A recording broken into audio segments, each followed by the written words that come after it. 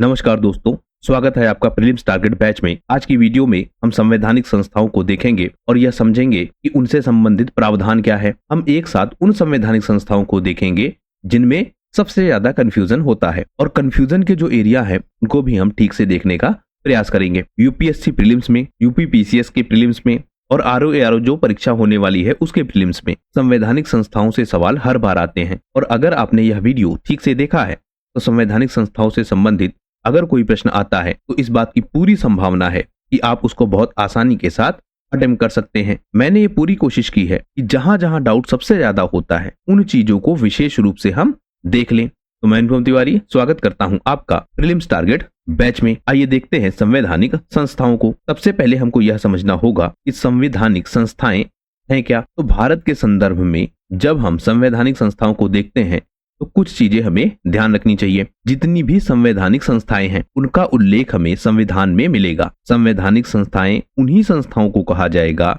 जो संविधान के प्रावधानों के माध्यम से बनाई गई हैं, अर्थात संविधान में इससे संबंधित अनुच्छेद आपको जरूर मिलेंगे। जितनी भी संवैधानिक संस्थाएं होंगी वह किस तरह से बनाई जाएंगी, उनका विघटन किस प्रकार से होगा, उनके सदस्य कौन होंगे, यह सारी इंफॉर्मेशन आपको संविधान में मिलेगी। तो देश में जो शासन व्यवस्था है वह ठीक से चले, अर्थात विधि का शासन चले, कानून व्यवस्था का शासन चले, लोकतंत्र सही से चले और जो शासन व्यवस्था है वह ठीक से बनी रहे, उसके लिए हमें संवैधानिक संस्थाएं दिखती हैं। जैसे संसद आपकी एक संवैधानिक संस्था है। राष्ट्रपति, प्रधानमंत्री, मंत्रिपरिषद, हाई कोर्ट, सुप्रीम कोर्ट, राज्य विधानमंडल, निर्वाचन आयोग, महालेखाकार, राष्ट्रीय मानवाधिकार आयोग। तो आप डिफरेंस देखिए, हमने संसद की बात की, हमने राष्ट्रपति की बात की, इसी के साथ आप राज्यपाल को भी कनेक्ट कर लीजिए, वह भी हमें संवैधानिक संस्था में मिलेंगे। प्रधानमंत्री, मंत्रिपरिषद, इसी के साथ आप इसको मुख्यमंत्री और राज्य मंत्रिमंडल उसके साथ भी आप कंपेयर कर लीजिए। हाई कोर्ट भी आप देख लीजिए, साथ साथ जो राज्य विधानमंडल है उसकी व्यवस्था, इसके साथ साथ जो पंचायती राज व्यवस्था है वह भी हमको मिलती है। जो निर्वाचन आयोग है वह केंद्र स्तर पर भी और राज्य के स्तर पर भी हमको मिलेगा। इसी तरह से कुछ संस्थाएं हैं जिनके माध्यम से व्यवस्थाओं को चेक किया जाता है, जैसे कैग की व्यवस्था, जो राष्ट्रीय मानवाधिकार आयोग है। ऐसे आयोग भी आपको मिलेंगे जो किसी विशेष पर्पज के लिए बनाए जाएंगे या किसी विशेष पर्पज को वो लोग देखेंगे। तो इस तरह से संवैधानिक व्यवस्था में हमको बहुत सारी संवैधानिक संस्थाएं मिलती हैं और इनका उल्लेख स्पष्ट रूप से संविधान के अनुच्छेदों में हमें दिखेगा। अब हम कुछ प्रमुख संवैधानिक संस्थाओं को देख लेते हैं। सबसे पहले हम देखेंगे निर्वाचन आयोग को, संघ लोक सेवा आयोग को, राज्य लोक सेवा आयोग को और वित्त आयोग को। इन दोनों में सबसे ज्यादा कंफ्यूजन होगा और जो निर्वाचन आयोग की व्यवस्था है इससे भी कभी कभी कंफ्यूजन होगा। तो सबसे पहले हम यह देख लेते हैं कि इनकी जो संवैधानिक स्थिति है वह क्या है। निर्वाचन आयोग का उल्लेख अनुच्छेद 324 में है। संघ लोक सेवा आयोग या फिर जो आपका यूपीएससी है उसका उल्लेख संविधान के भाग 14 में अनुच्छेद 315 से लेकर 323 में हमको मिलता है। इसी तरह से जो राज्य लोक सेवा आयोग है यह भी हमें संविधान के भाग 14 में अनुच्छेद 315 से 323 तक मिलता है। जो आपका वित्त आयोग है यह अनुच्छेद 280 में हमको मिलता है। अब जो सबसे ज्यादा कंफ्यूजन होता है कि इनका कार्यकाल क्या है, 6 वर्ष और 65 वर्ष, 6 वर्ष और 65 वर्ष, 6 वर्ष और 62 वर्ष। और जो आपका वित्त आयोग है यह हर 5 साल में नियुक्त किया जाएगा या इसका गठन किया जाएगा।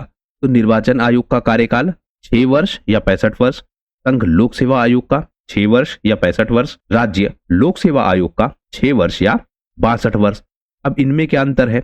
6 वर्ष का मतलब जो नियुक्ति हुई है उस नियुक्ति की तिथि से 6 वर्ष का कार्यकाल मिलेगा। वहीं जब हम 65 वर्ष की बात करते हैं तो जिस सदस्य की नियुक्ति हुई है उस सदस्य की जो आयु है वह 65 वर्ष तक मान्य है। तो नियुक्ति से या तो 6 वर्ष पहले हो जाए या फिर उसकी आयु 65 वर्ष हो जाए, जो भी पहले होगा वही उसके कार्यकाल की सीमा होगी। यही व्यवस्था संघ लोक सेवा आयोग में, राज्य लोक सेवा आयोग में भी हमको मिलेगी। जो आपका यह राज्य लोक सेवा आयोग है इसके विषय में हम देखते हैं कि पहले इसका कार्यकाल 60 वर्ष तक की आयु के लिए था, लेकिन 1976 में 41वां संवैधानिक संशोधन हुआ और उससे इस 60 वर्ष को बढ़ाकर 62 वर्ष कर दिया गया।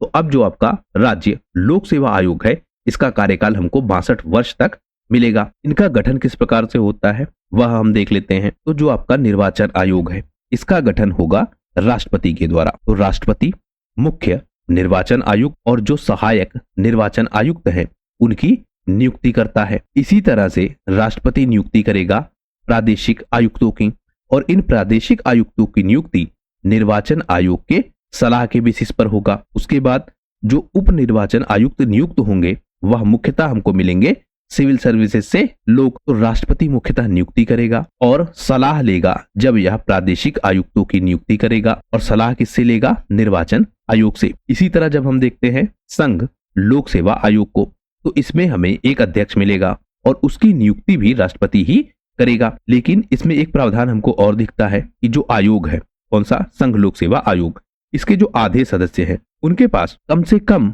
10 साल का एक्सपीरियंस होना चाहिए, या तो वह भारत सरकार या राज्य सरकार के अंतर्गत रहकर काम कर चुके हों। इसी तरह से जो राज्य लोक सेवा आयोग है उसके प्रावधान भी हमको ऐसे ही दिखते हैं। अब हम देख लेते हैं कि इनको जो हटाने का तरीका है वह किस प्रकार से है।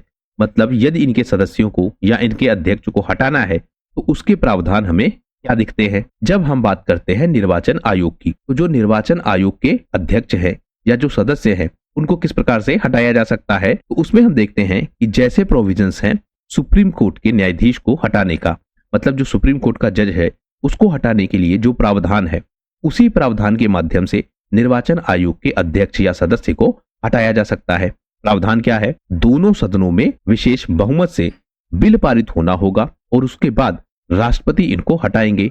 तो जब भी इन्हें हटाना होगा तो बिल लाना पड़ेगा कहां पर? संसद में, और संसद में वह बिल दोनों सदनों में, राज्यसभा में और लोकसभा दोनों जगहों पर पास होगा। उसके बाद यह जाएगा राष्ट्रपति के पास और राष्ट्रपति फिर उस सदस्य या अध्यक्ष को हटाते हैं। बिल पास होने की जो शर्त है उसमें भी आप ध्यान रखेंगे कि विशेष बहुमत का प्रावधान हमें मिलता है। तो विशेष बहुमत के माध्यम से जब बिल पास हो जाएगा दोनों सदनों में, उसके बाद ही इनको हटाया जा सकता है। अब हम देखते हैं संघ लोक सेवा आयोग को। तो इनके केस में भी हम देखते हैं कि राष्ट्रपति को ही यह अधिकार है कि वह यूपीएससी के सदस्य या अध्यक्ष को हटा सकते हैं। और स्थितियां क्या है जिनके बेसिस पर हटाया जा सकता है? तो हम देखते हैं अगर मानसिक या शारीरिक अयोग्यता हो जाए या दिवालिया हो जाए, उस केस में इनको हटाया जा सकता है। लेकिन इसमें भी प्रावधान क्या है कि अगर सुप्रीम कोर्ट यह साबित कर दे कि इनके द्वारा कोई गलत काम किया गया है तो उस आधार पर भी राष्ट्रपति इनको हटा सकता है। इसको यूपीएससी के सदस्य या अध्यक्ष को। राज्य लोक सेवा आयोग के विषय में एक चीज आप जरूर ध्यान रखिएगा, इनकी नियुक्ति कौन करेगा? राज्यपाल, क्योंकि यह राज्य का मामला है। लेकिन हटाएगा कौन? हटा इनको सिर्फ राष्ट्रपति सकता है। तो नियुक्ति भले ही राज्यपाल करे, लेकिन राज्य लोक सेवा आयोग के अध्यक्ष को हटाएगा कौन? राष्ट्रपति। और हटाने का जो तरीका है, मतलब किन शर्तों पर इनको हटाया जाएगा, तो जिस तरह से यूपीएससी के सदस्य को हटाया जाता है उसी तरह से इनको भी हटाया जा सकता है। अब हम देखते हैं पुनर्नियुक्ति को, मतलब फिर से इनको रिक्रूट किया जा सकता है या नहीं किया जा सकता। तो जब हम देखते हैं निर्वाचन आयोग को, तो इसके विषय में देख पाते हैं कि संविधान के अनुसार कोई रोक टोक नहीं है कि निर्वाचन आयोग के सदस्य फिर से नियुक्त हो जाएं। लेकिन जब हम देखते हैं संघ लोक सेवा आयोग को, तो इनमें हम पाते हैं कि इनको पुनर्नियुक्ति नहीं मिलती है। लेकिन इनके केस में हम देखते हैं कि अगर यूपीएससी का कोई सदस्य है, मतलब अध्यक्ष नहीं है, तो वह राज्य स्तर पर जो लोक सेवा आयोग है उसका अध्यक्ष बन सकता है, या फिर जो यूपीएससी है उसका अध्यक्ष बन सकता है। लेकिन इसके अलावा उसकी पुनर्नियुक्ति नहीं होगी। अब इसमें आप समझिए, यदि कोई यूपीएससी का सदस्य है तो उसके पास क्या ऑप्शंस हैं? पहला ऑप्शन यह कि वह यूपीएससी का ही अध्यक्ष बनाया जाए, यह प्रावधान दिखेगा, या फिर जो राज्य लोक सेवा आयोग है उसका वह या तो अध्यक्ष बन जाए, यह शक्ति भी दिखेगी हमको। लेकिन लोक सेवा आयोग के अलावा, चाहे वह सेंटर लेवल पर चाहे वह स्टेट लेवल पर, दोनों के अलावा कहीं और उसकी पुनर्नियुक्ति नहीं हो सकती है। तो यह प्रावधान हमको दिखेगा। अध्यक्ष के केस में देखेंगे, जो आपका यह यूपीएससी का अध्यक्ष है, इसके केस में हम देखेंगे कि इसका दूसरा कार्यकाल नहीं हो सकता है, तो अध्यक्ष को दूसरा कार्यकाल नहीं दिया जाएगा। अब हम देख लेते हैं राज्य लोक सेवा आयोग को। तो जो राज्य के स्तर के अध्यक्ष हैं, यहां आप समझिए राज्य है और राज्य में है राज्य लोक सेवा आयोग। अब इसमें भी आपके क्या होंगे, सदस्य होंगे और अध्यक्ष होगा। तो अध्यक्ष को क्या अधिकार है कि वह यूपीएससी का यानी कि सेंट्रल लेवल पर अध्यक्ष बन जाए, या फिर सेंट्रल लेवल का जो आपका यूपीएससी है इसका सदस्य बन जाए। वहीं जो सदस्य है इनको यह अधिकार है या तो वह यूपीएससी के सदस्य अध्यक्ष या फिर जो राज्य स्तर है उसके भी अध्यक्ष बन सकते हैं। तो इनके पास 3 ऑप्शन, उनके पास 2 ऑप्शन, मतलब जो सदस्य हैं उनके पास 3 ऑप्शन, या तो वह राज्य स्तर पर ही अध्यक्ष बन जाए, या वह केंद्र स्तर पर जाकर अध्यक्ष बन जाए या सदस्य बन जाए। मतलब यह प्रावधान है, उनको नियुक्त किया जा सकता है। तो इस तरह हम प्रावधान देखते हैं संघ लोक सेवा आयोग के और राज्य लोक सेवा आयोग के जो सदस्य या अध्यक्ष हैं उनकी पुनर्नियुक्ति से संबंधित जो प्रावधान है। अब इनके हम कार्य देखते हैं। जो आपका निर्वाचन आयोग है यह क्या काम करेगा, जो संसद के चुनाव हैं, संसद का मतलब लोकसभा, राज्यसभा, राष्ट्रपति, तीनों के जो चुनाव हैं उन चुनावों को करवाएगा। राज्य विधानमंडल के चुनाव करवाएगा, उपराष्ट्रपति का भी चुनाव करवाएगा। तो यह शक्तियां दिखती है निर्वाचन आयोग के केस में। जो लोक सेवा आयोग है चाहे वह केंद्र स्तर पर हो चाहे वह राज्य स्तर पर हो, यह रिक्रूटमेंट करेंगी कैंडिडेट्स का जिसके माध्यम से प्रशासनिक व्यवस्था को चलाया जा सके। तो यह शक्तियां इनके पास या यह कर्तव्य इनके पास हमें दिखेंगे। जो वित्त आयोग है यह वित्त आयोग अपनी रिपोर्ट प्रस्तुत करेगा, मतलब इसका काम क्या है, रिपोर्ट्स बनाना। तो यह रिपोर्ट बनाएगा और अपनी रिपोर्ट किसको देगा, राष्ट्रपति को। राष्ट्रपति वह रिपोर्ट सबमिट करेंगे कहां, संसद में। तो वित्त आयोग रिपोर्ट देगा राष्ट्रपति को, राष्ट्रपति उस रिपोर्ट को संसद में पेश करेंगे। तो यह इनके कार्य हो गए। तो हमने यहाँ पर 3 चीजें देख ली, एक हटाने का तरीका, दूसरा पुनर्नियुक्ति और तीसरा जो इनके कार्य है उसको भी हमने देख लिया। अब हम देख लेते हैं कुछ अन्य प्रावधानों को। तो जो निर्वाचन आयोग है इसका जो वेतन होगा, भत्ता होगा, वह सर्वोच्च न्यायालय के जो न्यायाधीश हैं उनके समान ही हमको दिखेगा। इनके जो वेतन होंगे, भत्ते होंगे, वह भारत की संचित निधि पर भारित होंगे। मतलब भारत की संचित निधि से इनको वेतन दिया जाएगा, चाहे वह निर्वाचन आयोग हो चाहे वह संघ लोक सेवा आयोग हो। एक प्रावधान हम और देखते हैं संयुक्त लोक सेवा आयोग का। यदि संयुक्त लोक सेवा आयोग बनाना है, अर्थात 2 या 2 से अधिक राज्यों के लिए एक कंबाइन लोक सेवा आयोग बनाना है, तो उसका गठन किस प्रकार से होगा। इसके लिए हम देखते हैं कि विधानमंडल आग्रह करेंगे और आग्रह के बाद संसद इस व्यवस्था को लागू कर सकता है। यानी कि संयुक्त लोक सेवा आयोग बनाएगा कौन, संसद। बनाएगा कैसे, जब विधानमंडल आग्रह करेंगे तब संसद यह प्रावधान करेगा। निर्वाचन आयोग के केस में हम देखते हैं कि 1950 से 15 अक्टूबर 1989 तक इसमें केवल एक सदस्य होता था, लेकिन आयु घटाई गई वोट देने की। कब, 16 अक्टूबर 1989 को। तो जब आयु घटा दी गई कि 18 साल के लोग अब वोट दे सकते हैं, जो पहले था 21 साल, पहले 21 साल के लोग वोट देते थे, अब इसको घटाया गया और इसको 18 साल किया गया। तो जो आपका एक सदस्य था या एक जो अध्यक्ष था निर्वाचन आयोग में, उसकी संख्या को बढ़ाया गया। अब यह एक अध्यक्ष के साथ 2 अन्य निर्वाचन आयुक्तों के साथ काम करता है। मतलब एक आपका अध्यक्ष हो गया और 2 उसके आयुक्त हो गए। लेकिन यहाँ आप एक चीज ध्यान रखिएगा कि यह जो आपके आयुक्त है यह अध्यक्ष के अंडर नहीं है, मतलब इसके कंट्रोल में नहीं है। यह चीज आप ध्यान रखिएगा। संघ लोक सेवा आयोग के विषय में कुछ चीजें हम देख लेते हैं। जैसे जो आरक्षण का मामला है कि रिजर्वेशन कितना दिया जाएगा, यह निर्णय संघ लोक सेवा आयोग नहीं कर सकती है और ना ही संघ लोक सेवा आयोग से कोई परामर्श किया जाता है। संघ लोक सेवा आयोग जो भारत में मेरिट पद्धति है उसका हमको प्रहरी दिखता है। यह सुरक्षा प्रदान करता है कि मेरिट के आधार पर ही नियुक्तियां हो। एक विभाग मिलेगा हमको संघ लोक सेवा आयोग में, विभाग का नाम है कार्मिक व प्रशिक्षण विभाग। इस विभाग का काम क्या है, यह विभाग जो सेवाओं का वर्गीकरण है, जो वेतन है, सेवाओं की जो स्थिति है, जो कैडर का मैनेजमेंट है, वह सारे काम यह विभाग देखेगा। वित्त आयोग के केस में एक चीज हम देखते हैं कि जो इसकी सलाह होगी वह सलाह बाध्यकारी नहीं होगी। मतलब वित्त आयोग केवल सिफारिश कर सकता है, इसकी सलाह बाध्यकारी नहीं है। निर्वाचन आयोग के केस में देखते हैं जो व्यवस्था बदली गई थी 1989 में, उस व्यवस्था को फिर से लागू किया गया। अब क्या प्रावधान बना, प्रावधान यह बना कि एक ही आयुक्त अब काम करेगा। और कब से, 1990 में। तो 1998 में यह प्रावधान हुआ कि जो सदस्य संख्या है उसको 1 से बढ़ाकर 3 कर दिया जाएगा, एक अध्यक्ष और 2 आयुक्त। लेकिन इस व्यवस्था को फिर से बदला गया 1990 में और फिर से एक आयुक्त के अंतर्गत ही निर्वाचन आयोग को रखा गया। लेकिन 1993 में फिर से परिवर्तन हुआ और जो 2 निर्वाचन आयुक्त थे उनकी फिर से नियुक्ति की गई, मतलब इनकी सदस्य संख्या को बढ़ाया गया। संघ लोक सेवा आयोग के विषय में कुछ चीजें देख लेते हैं कि अगर संघ लोक सेवा आयोग सुझाव देती है सरकार को और सरकार उन सुझावों को नहीं मानती है तो सरकार को संसद में यह बताना होगा कि उसने लोक सेवा आयोग के सुझावों को क्यों नहीं माना है। मतलब कारण बताना होगा सरकार को अगर वह लोक सेवा आयोग के सुझावों को नहीं मानती है। यह बहुत इंपॉर्टेंट पॉइंट है जिसको आप जरूर ध्यान रखिएगा। एक आयोग हमको मिलेगा केंद्रीय सतर्कता आयोग और यह आयोग 1964 में बनाया गया। 2003 में इस आयोग को सांविधिक दर्जा दिया गया। इसके द्वारा हम देखते हैं कि जब भी किसी नौकरशाह पर, मतलब जो यूपीएससी के कैंडिडेट्स हैं, उन पर अगर सरकार द्वारा कोई अनुशासनात्मक कार्यवाही की जाती है, सरकार कोई कार्यवाही करती है यूपीएससी के कैंडिडेट्स पर, तो उसके लिए उसे यूपीएससी और जो केंद्रीय सतर्कता आयोग है दोनों से सलाह लेनी पड़ेगी। तो सरकार बिना इनकी सलाह के यूपीएससी के कैंडिडेट्स पर कार्यवाही नहीं कर सकती है। अगर हम इनकी ऐतिहासिक पृष्ठभूमि देखें तो हम पाते हैं कि जो भारत शासन अधिनियम 1919 आया था उसी के प्रावधानों के अनुसार 1926 में जो केंद्रीय लोक सेवा आयोग है उसका गठन किया गया और 1935 में क्या हुआ, जो संघ लोक सेवा आयोग है उसका गठन किया गया। तो 1919 का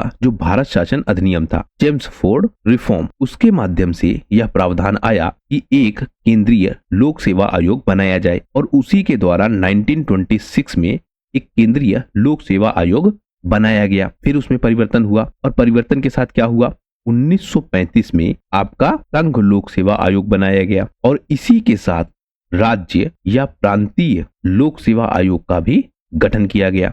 तो 1935 में क्या हुआ, प्रांतीय लोक सेवा आयोग का गठन। 1926 में क्या हुआ, केंद्रीय लोक सेवा आयोग का गठन और इसी को परिवर्तित किया गया 1935 में और इसको संघ लोक सेवा आयोग बना दिया गया। तो उन सारे प्रमुख प्रावधानों को हमने देख लिया है जिनसे संबंधित प्रश्न बार बार पूछे जाते हैं। हमने बहुत डिटेल में इनको नहीं किया है क्योंकि अगर हम निर्वाचन आयोग को ही देखेंगे तो एक वीडियो में ही पूरा निर्वाचन आयोग कंप्लीट हो पाएगा। संघ लोक सेवा आयोग भी इसी तरह, राज्य लोक सेवा आयोग भी इसी तरह, और जो वित्त आयोग के प्रावधान है वह तो हमको और ज्यादा मिलते हैं। लेकिन जो बेसिकली एग्जाम्स में पूछा जाता है, स्पेशली प्रीलिम्स में, वह इन्हीं अंतरों के बेसिस पर पूछा जाता है और सबसे ज्यादा कंफ्यूजन ये जो दिए गए टॉपिक्स है इन्हीं से आपको होता है। हमने जितने ये पॉइंट्स देख लिए, इन्हीं पॉइंट्स के इर्द गिर्द आपसे सवाल पूछा जाता है, तभी आप कंफ्यूज होते हैं।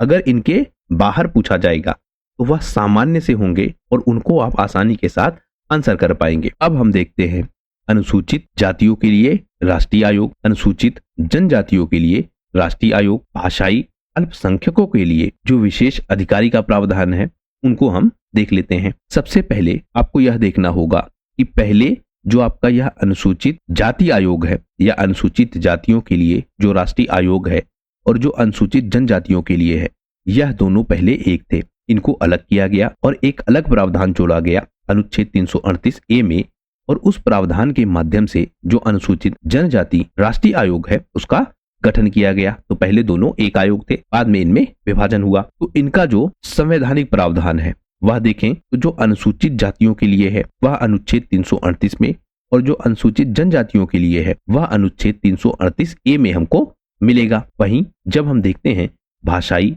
अल्पसंख्यकों के लिए जो विशेष अधिकारी का प्रावधान है वह अनुच्छेद 350 बी में हमको मिलता है। अब जो इनके सदस्य हैं या जो इनकी संरचना है उस संरचना को देखें तो एक इनमें अध्यक्ष होगा, एक उपाध्यक्ष होगा और 3 इसके सदस्य होंगे। और सेम व्यवस्था आपको अनुसूचित जनजातियों के लिए भी जो आयोग है उसके लिए मिलेगी। अनुसूचित जातियों के लिए जो यह राष्ट्रीय आयोग है इसमें कुछ अंतर है। अंतर क्या है, 1999 में जो अनुसूचित जनजातियां हैं इनके कल्याण के लिए और इनके विकास के लिए एक जनजातीय मंत्रालय की स्थापना की गई थी और बाद में इसको एक्सटेंड किया गया 89वें संविधान संशोधन से और 2003 में यह व्यवस्था बनाई गई कि एक अलग राष्ट्रीय आयोग होना चाहिए जो अनुसूचित जनजातियों के मामले को ही देखे और 2003 में इस आयोग को बनाया गया। अब हम देखते हैं जो भाषाई अल्पसंख्यक है उनके लिए जो विशेष अधिकारी है वह क्या प्रावधान है। तो अल्पसंख्यकों के लिए एक आयुक्त की नियुक्ति होती है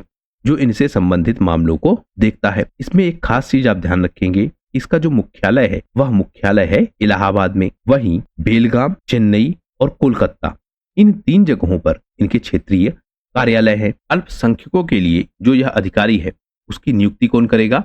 राष्ट्रपति। तो एक विशेष अधिकारी की नियुक्ति राष्ट्रपति के द्वारा की जाती है। जब हम मूल संविधान देखते हैं, क्योंकि यहाँ बात की जा रही है भाषाई अल्पसंख्यकों की, तो जो मूल संविधान है उसमें हम पाते हैं कि जो भाषाई अल्पसंख्यक है उनके लिए कोई प्रावधान नहीं था। लेकिन फिर आया आपका राज्य पुनर्गठन आयोग और इसने सिफारिश की कि ऐसे अधिकारियों की नियुक्ति की जाए या ऐसी व्यवस्था बनाई जाए जिसके तहत जो भाषाई अल्पसंख्यक हैं उनकी सुरक्षा हो सके। और इसी सिफारिश के आधार पर 1956 में जो 7वां संविधान संशोधन है वह संशोधन किया गया और इसी के अनुसार जो भाग 17 है संविधान में उसका जो अनुच्छेद 350 बी है उसको जोड़ा गया और उसी से जो भाषाई अल्पसंख्यक है उनके लिए हमको विशेष अधिकारी मिलता है। इनको हटाया कैसे जाएगा? तो हम देखते हैं कि जो अनुसूचित जातियों के लिए राष्ट्रीय आयोग है और जो जनजातियों के लिए राष्ट्रीय आयोग है, इन दोनों के जो सदस्य हैं या अध्यक्ष हैं उनको राष्ट्रपति ही हटाएंगे। वहीं जो आपका भाषाई अल्पसंख्यक वर्गों के लिए विशेष अधिकारी है, इसका हम देखते हैं कि कोई निश्चित कार्यकाल नहीं है और इसको राष्ट्रपति जब चाहे तब हटा सकते हैं। अब हम इनके कार्य देख लेते हैं। तो कार्य क्या है? जो अनुसूचित जातियों के लिए है और जो अनुसूचित जनजातियों के लिए आयोग है, इनके कार्य इनके नाम के अनुसार संबंधित वर्ग से कनेक्टेड होगा। तो जो अनुसूचित जातियों के लिए राष्ट्रीय आयोग है वह अनुसूचित जातियों का कल्याण देखेगा, वही जो अनुसूचित जनजातियों के लिए है वह अनुसूचित जनजातियों का कल्याण देखेगा और दोनों अपनी रिपोर्ट प्रस्तुत करेंगे किसको? राष्ट्रपति को। और यही जो आपका संस्था है यह आंग्ल भारतीयों के संरक्षण के लिए भी कार्य करेगी। कौन सी? अनुसूचित जातियों के लिए राष्ट्रीय आयोग, जो संस्था पहले बनाई गई थी। अनुसूचित जनजातियों के लिए जो यह आयोग बनाया गया यह बाद में बनाया गया, तो यह अलग से काम देखेगी। लेकिन जो पहले आंग्ल भारतीयों को संरक्षण मिले उसके लिए संस्था काम करती थी, वह संस्था अनुसूचित जातियों के लिए राष्ट्रीय आयोग ही दिखेगा। यह आयोग अपनी वार्षिक रिपोर्ट बनाएंगे। कौन से? यह दोनों आयोग।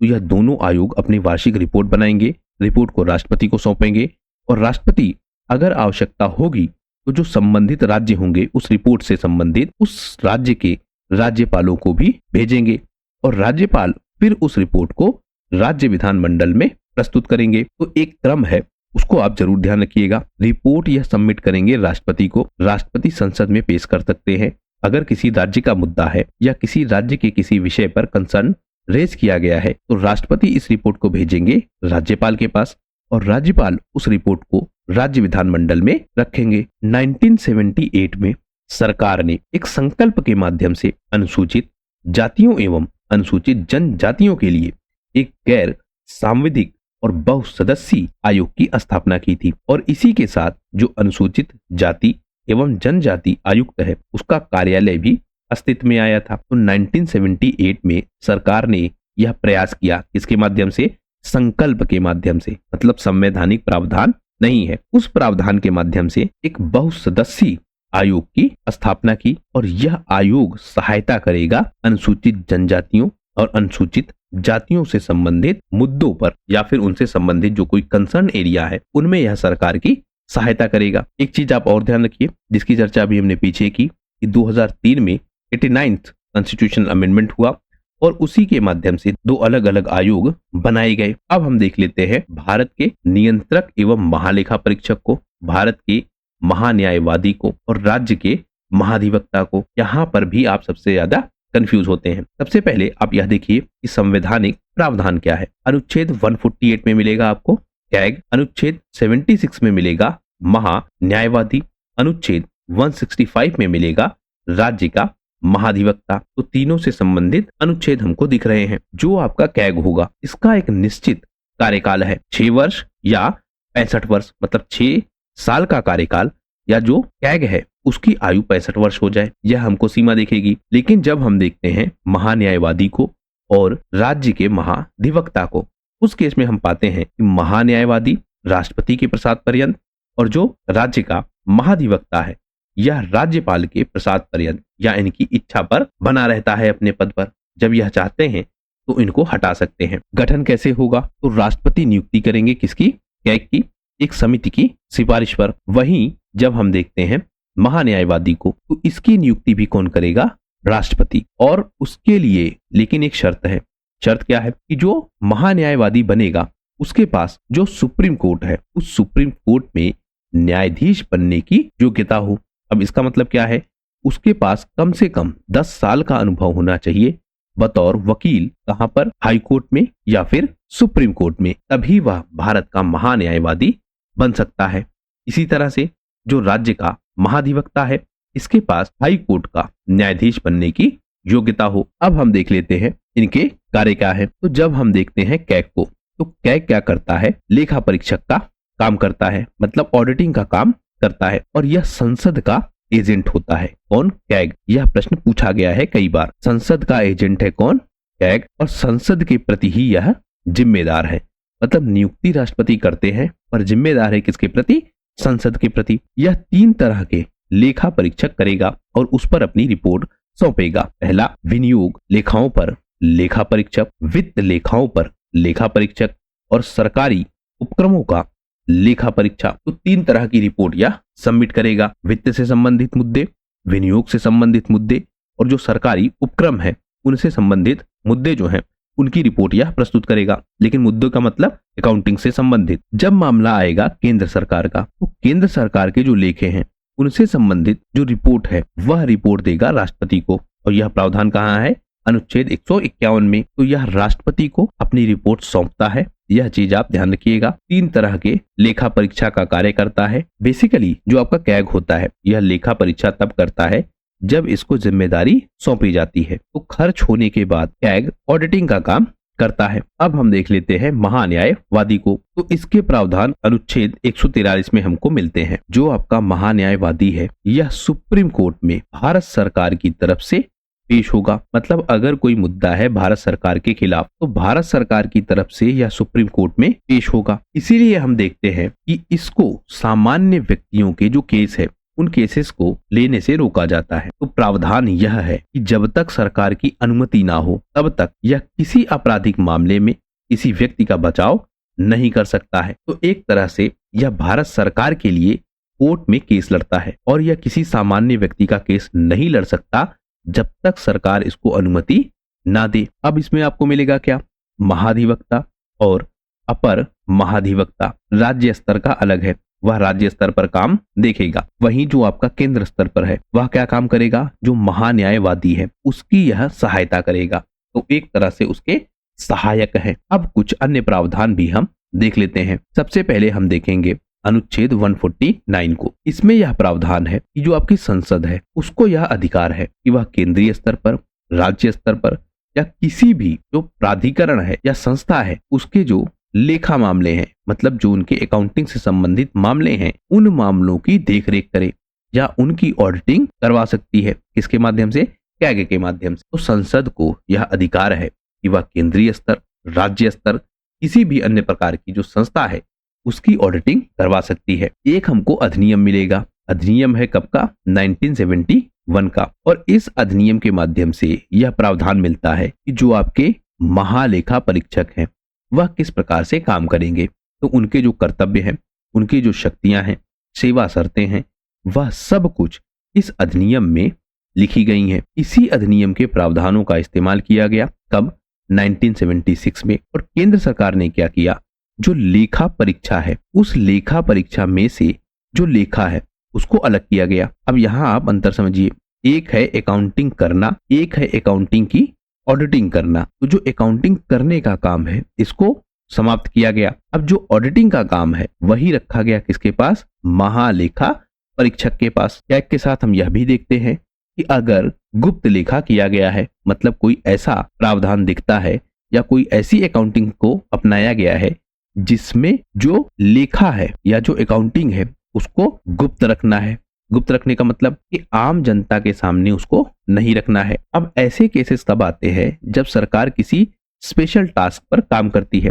कुछ ऐसे काम है जिसके जो अकाउंटिंग के कागजात हैं या जिसके जो अकाउंटिंग की डिटेल्स हैं वह डिटेल्स आम जनता के सामने नहीं रखी जा सकती। तो उस केस में हम देखते हैं कि जो आपका कैग है उस पर भी सीमा लगाई जाती है कि कैग भी ऐसी लेखा पुस्तकों का परीक्षण नहीं कर सकता है। कैग के साथ हम यह भी देखते हैं कि जो भारत की संचित निधि है उस निधि से धन कैसे निकाला जाएगा उस पर कैग का कोई नियंत्रण नहीं है और इस पे बहुत आरोप भी लगते हैं या फिर बहुत आलोचना भी होती है कैग की कि कैग खर्च होने के बाद केवल ऑडिटिंग का काम करता है, धन निकासी पर इसका कोई नियंत्रण नहीं है। लेकिन वहीं हम एक जगह देखते हैं कि जो आपकी कार्यकारिणी लोक राजकोष है, इससे अगर पैसा निकालना है तो वह केवल और केवल कैग की स्वीकृति से ही निकाला जा सकता है। तो संचित निधि पर कैग का नियंत्रण नहीं है, लेकिन जो कार्यकारिणी लोक राजकोष है उस पर हमको कैग का नियंत्रण दिखेगा। एक विभाग हमको मिलता है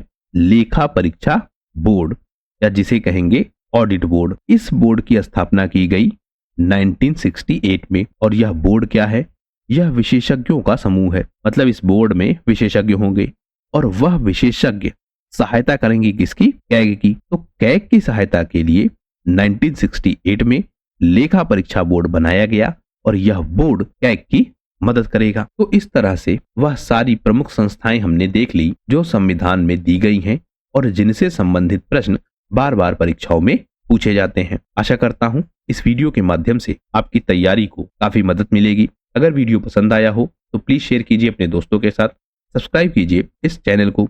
आपका हमसे जुड़ने के लिए बहुत बहुत धन्यवाद। आपका दिन शुभ हो।